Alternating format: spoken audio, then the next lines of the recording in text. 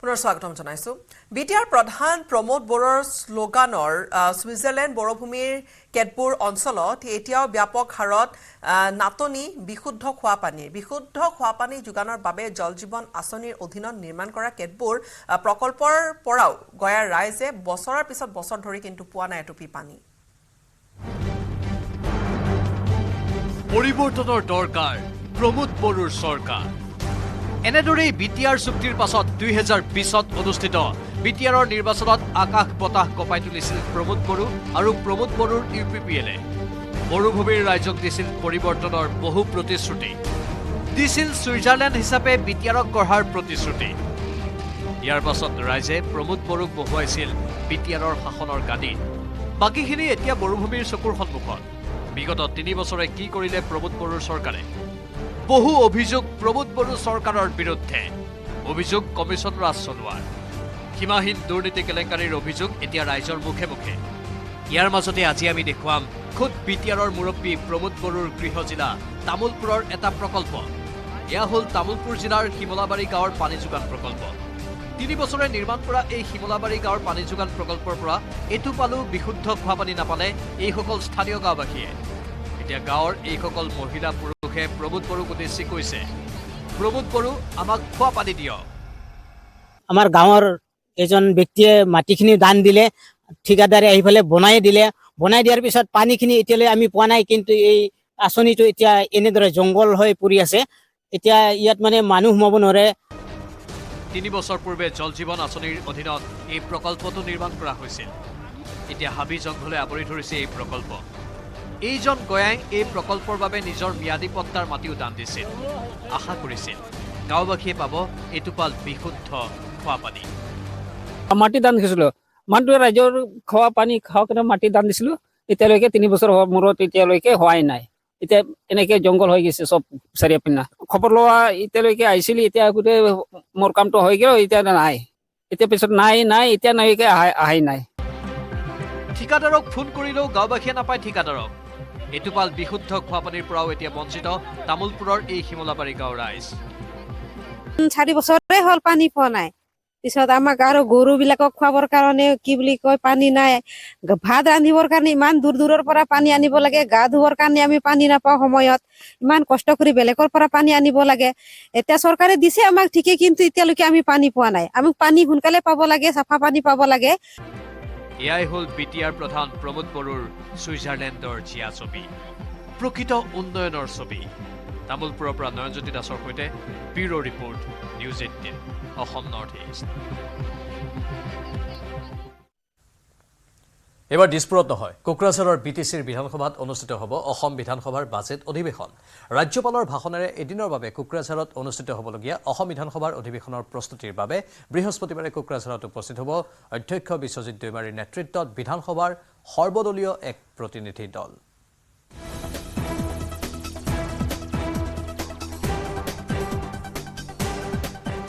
অসম বিধানসভাৰ পৰৱৰ্তী বাজেট অধিৱেশন এইবেলি কোকৰাঝাৰত আৰম্ভ হ'ব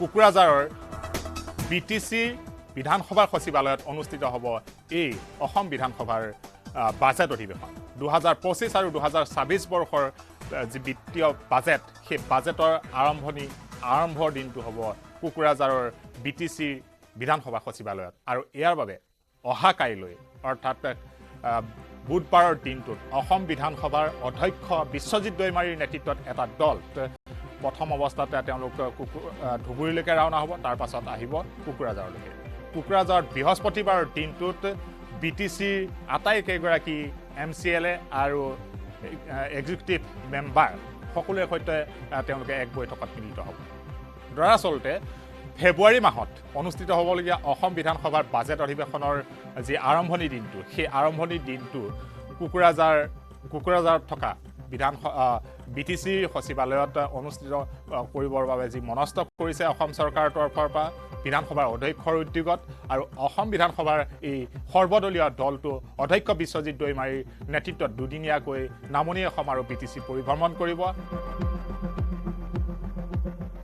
বিশ্বজিৎ দৈমাৰীৰ নেতৃত্বত কোকৰাঝাৰ অভিমুখে যাবলগীয়া এই সৰ্বদলীয় দলটোত প্ৰতিটো ৰাজনৈতিক দলৰ একাধিক বিধায়ক এই দলটোত থাকিব বুলি আমাৰ হাতত তথ্য আহিছে আৰু অহা কাইলৈ পুৱা অৰ্থাৎ বুধবাৰৰ পুৱা 7 বজাতে প্ৰথমতে তেওঁলোক ৰাওনা হ'ব গুৱাহাটীৰ পৰা ধুবুৰীলৈকে বৃহস্পতিবাৰৰ দিনটোত তেওঁলোক কোকৰাঝাৰলৈকে ৰাওনা হ'ব আৰু কোকৰাঝাৰত BTC সচিবালয় আৰু BTC বিধানসভা পৰিষদত তেওঁলোক উপস্থিত হৈ কেনেদৰে তাত আচলতে অসম বিধানসভাৰ বাজেট অধিৱেশন 2025 আৰু 2026 বৰ্ষৰ বাজেট অধিৱেশনৰ আৰম্ভণি দিনটো তাত অনুষ্ঠিত কৰিব পৰা যায় এই বিষয় লৈ পেলাই BTC প্ৰধান প্ৰমোদ বড়ো তেওঁলোকৰ EM সকল আৰু MCLA সকলৰ সৈতে তেওঁলোক বাৰ্তালাপত মিলিত হ'ব অধ্যক্ষ অসম বিধানসভাৰ অধ্যক্ষগৰাকীও এই অসম বিধানসভাৰ সৰ্বদলীয় দলটোক নেতৃত্ব দিব আৰু তেওঁৰ নেতৃত্বত যোৱা দলটোৱে পুংখানুপুংখভাৱে তাত কেনেদৰে ৰাজ্যপালৰ ভাষণেৰে অসম বিধানসভাৰ বাজেট অধিৱেশন 2025 আৰু 26 এই আৰম্ভ কৰিব পৰা যাব সেই বিষয় লৈ পেলাই চৰ্চা কৰিব পৰিদৰ্শন কৰিব আচলতে BTC সচিবালয় আৰু BTC বিধানসভা চৌহদ পৰিদৰ্শন কৰি তাত অসম বিধানসভাৰ সদস্যসকল 126 গৰাকী সদস্য কেনেদৰে তাত বহিব পৰা যাবনে নাই আৰু কেনেদৰে তাত অফিচাৰ গেলাৰীত অফিচাৰসকল বহিব পাৰিবনে নাই এই গোটেই বিষয়খিনি পুংখানুপুংখভাৱে পৰিদৰ্শন কৰিব আলোচনা কৰিব আৰু পৰৱৰ্তী সময়ত তাত ল'বলগীয়া ব্যৱস্থাসমূহৰ বিষয় লৈ বিতংভাৱে তাত চৰ্চা কৰিব মুঠতে এইবেলি অসম বিধানসভাৰ বাজেট অধিৱেশন অৰ্থাৎ ডক্টৰ হিমন্ত বিশ্ব শৰ্মাৰ কাৰ্যকাল 5 বছৰীয়া কাৰ্যকাল যেটো হ'বলৈ গৈ আছে তাৰে অন্তিমখন খুব সম্ভৱত অন্তিমখন পূৰ্ণাংগ বাজেটৰ আৰম্ভণি দিনটো BTC বিধানসভা সচিবালয়ত অনুষ্ঠিত হ'ব আৰু সেই লৈ ব্যাপক চৰ্চা চলিছে ইতিমধ্যে মুখ্যমন্ত্ৰী ডক্টৰ হিমন্ত বিশ্ব শৰ্মাই ৰাজ্যৰ বিভিন্ন জিলাত কেবিনেট বৈঠক অনুষ্ঠিত কৰিছিল পৰৱৰ্তী সময়ত অসম বিধানসভাৰ অধ্যক্ষ বিশ্বজিৎ দৈমাৰীও অসম বিধানসভাৰ অধিৱেশন গুৱাহাটীৰ বাহিৰত অৰ্থাৎ অসম বিধানসভাৰ চৌহদৰ পৰা নি বাহিৰত অনুষ্ঠিত কৰাৰ বাবে এক পৰিকল্পনা গ্ৰহণ কৰিছিল আৰু সেই পৰিকল্পনাৰ অংশ বিশেষ হিচাপে এইবেলি প্ৰথমবাৰৰ বাবে অসম বিধানসভা গুৱাহাটীৰ বাহিৰত দিছপুৰৰ বাহিৰত কোকৰাঝাৰত অনুষ্ঠিত কৰিবলৈ আগবাঢ়িছে তাকো বাজেট অধিৱেশনৰ আৰম্ভণি দিনটো ৰাজ্যপালৰ ভাষণেৰে আৰম্ভ হ'ব এটা দিনৰ বাবে দিছপুৰ উঠি যাব অসম বিধানসভা সচিবালয় তালৈকে উঠি যাব আৰু অসম সচিবালয়ৰ বিষয়বৰ্গ এই সৰ্বদলীয় বৈঠকটোৰ সৰ্বদলীয় টিমটোৰ সৈতে ৰাওনা হ'ব কোকৰাঝাৰলৈকে আৰু তাত কেনেদৰে অতি নিয়মানুৱৰ্তিতাৰে পুংখানুপুংখভাৱে আৰু সুচাৰুৰূপে যাতে বাজেট অধিৱেশনৰ প্ৰথম আৰম্ভণিৰ দিনটোত ৰাজ্যপালৰ ভাষণে আৰম্ভ কৰিব পৰা যায় কোকৰাঝাৰ BTC বিধান পৰিষদত সেইটো লৈ পেলাই চৰ্চা কৰিব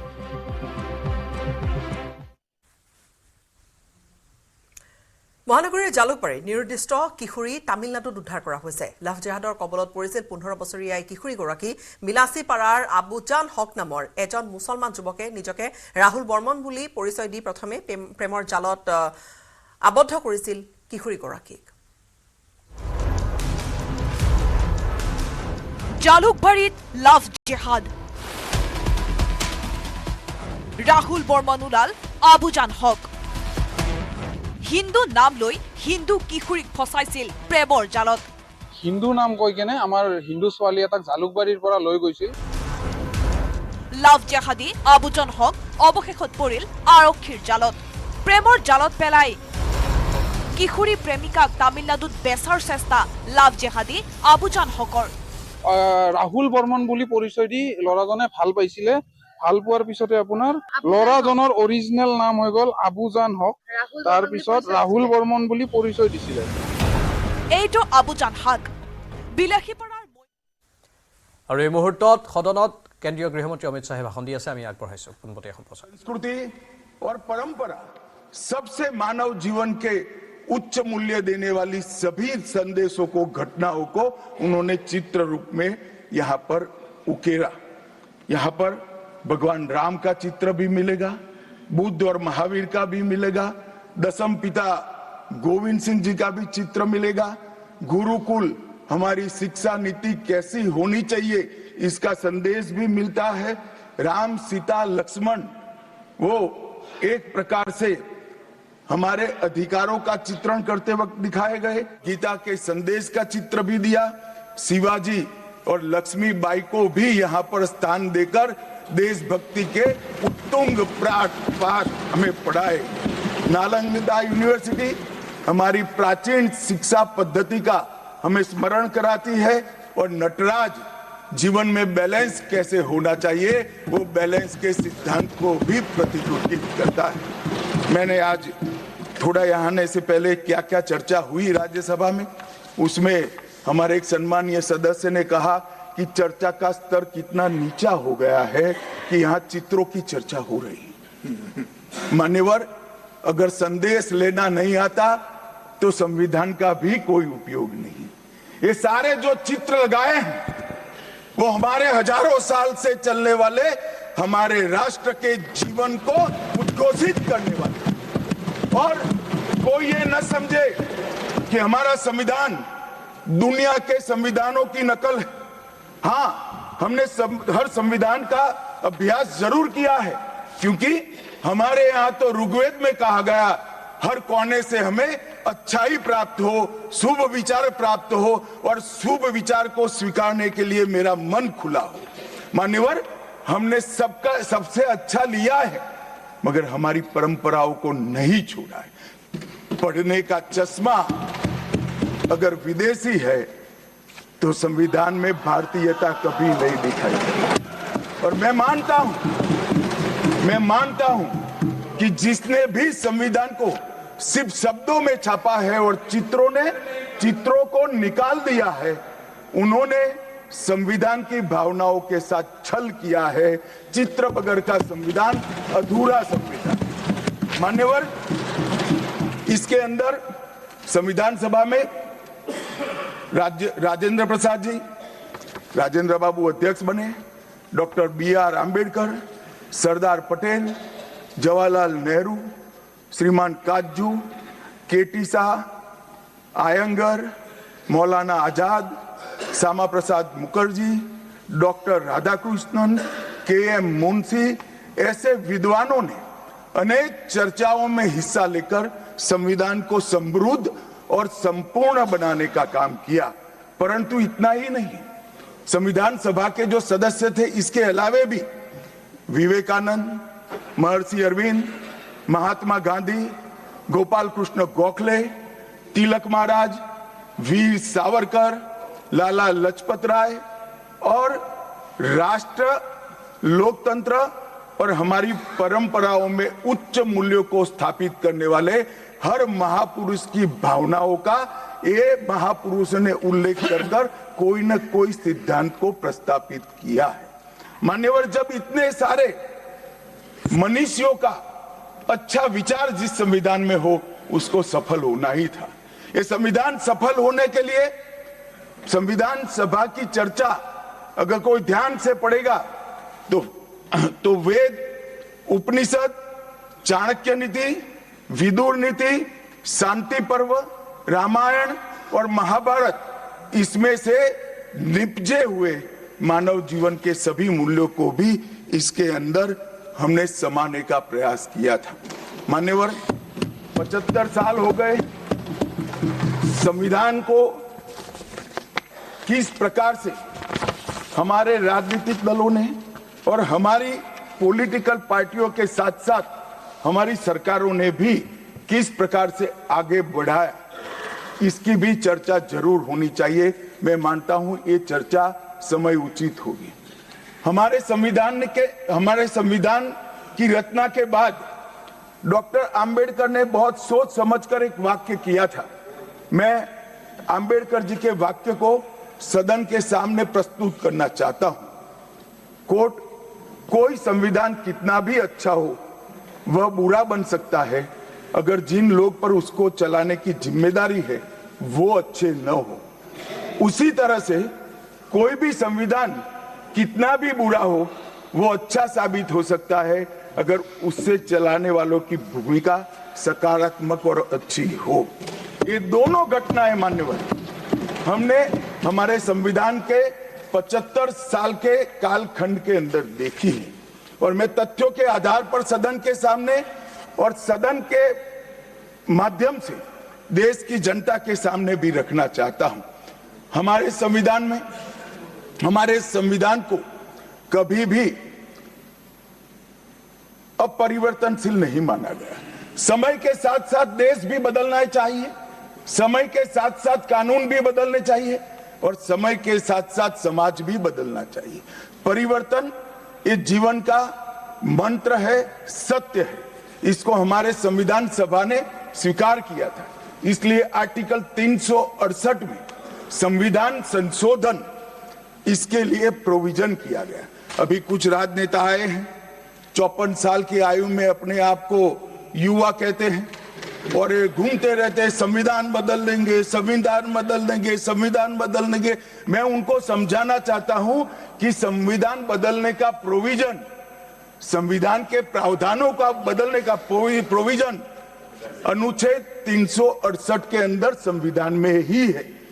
और मैं आज फिर से एक बार कहना चाहता हूं, थोड़ा ज्ञानवर्धन भी हो जाए किसी का। भाजपा ने 16 साल राज किया, मान्यवर 6 साल अटल जी ने किया, 10 साल मोदी जी ने किया और 5 साल और मोदी जी करेंगे। एक प्रकार से 16 साल हमने शासन किया।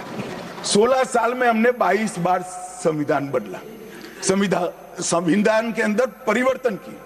और कांग्रेस ने 55 साल करा और 55 साल में 77 परिवर्तन कांग्रेस ने भी किए, कांग्रेस के शासन में भी हुए। अब भारतीय जनता पार्टी और कांग्रेस दोनों ने परिवर्तन किए। ये परिवर्तन का टेस्ट कैसा था, किस प्रकार से किए गए?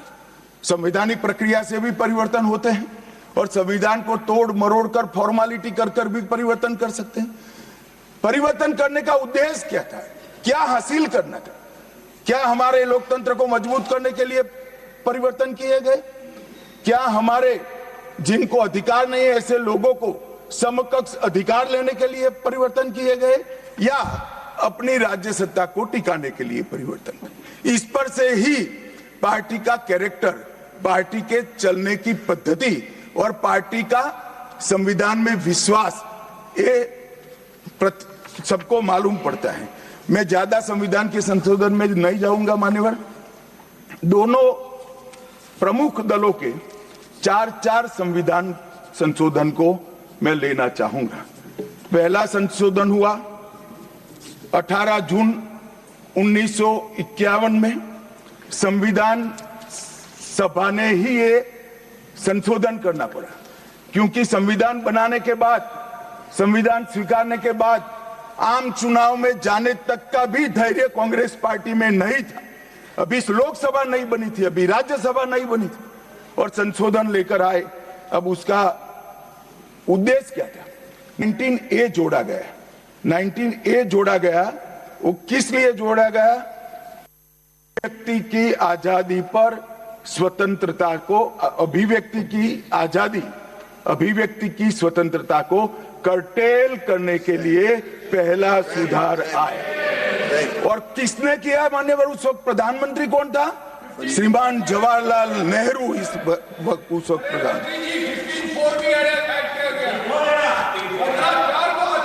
आप बता चुके। अब मान्यवर